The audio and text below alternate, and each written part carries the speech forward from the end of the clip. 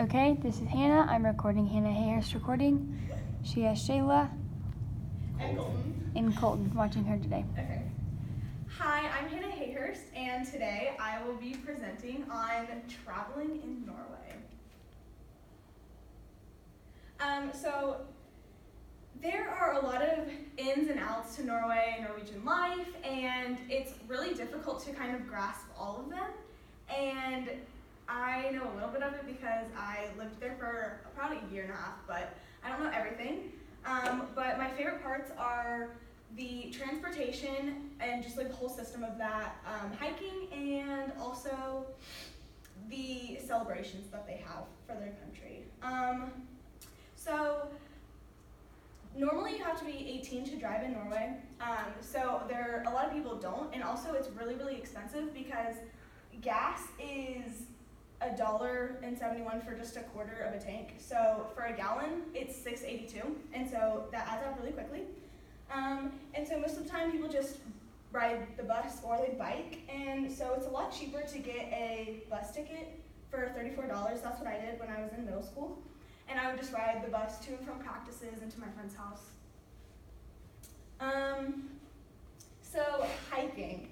There are a lot of really cool trails, and a lot of them are kind of hard, but it's one of the most common things to do when you're in Norway, and since I didn't like skiing that much, I liked hiking even more.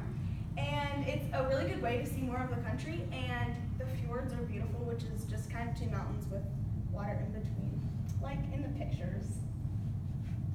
So this is Shirog. It was one that my dad did, but I was too young to do it. It takes 5 or 6 hours to do.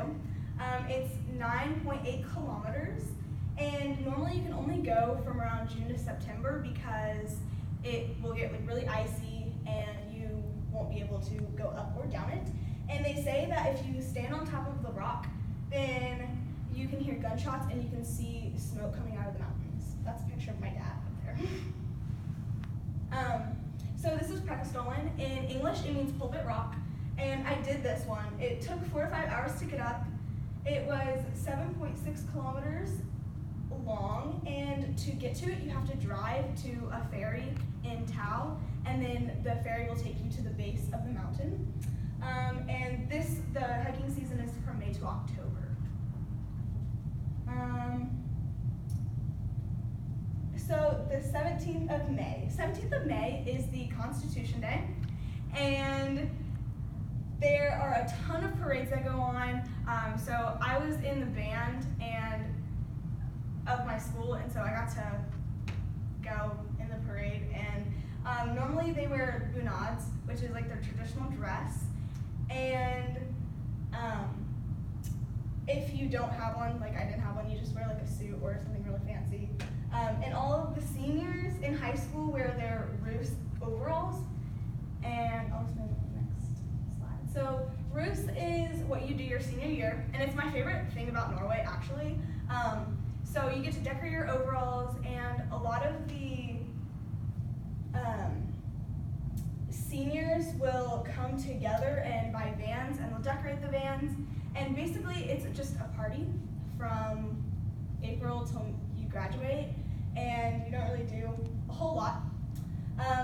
And they pull a lot of pranks. So my 7th grade year, one of my friends got kidnapped by a bunch of her older brother's friends, and so it turned out interestingly.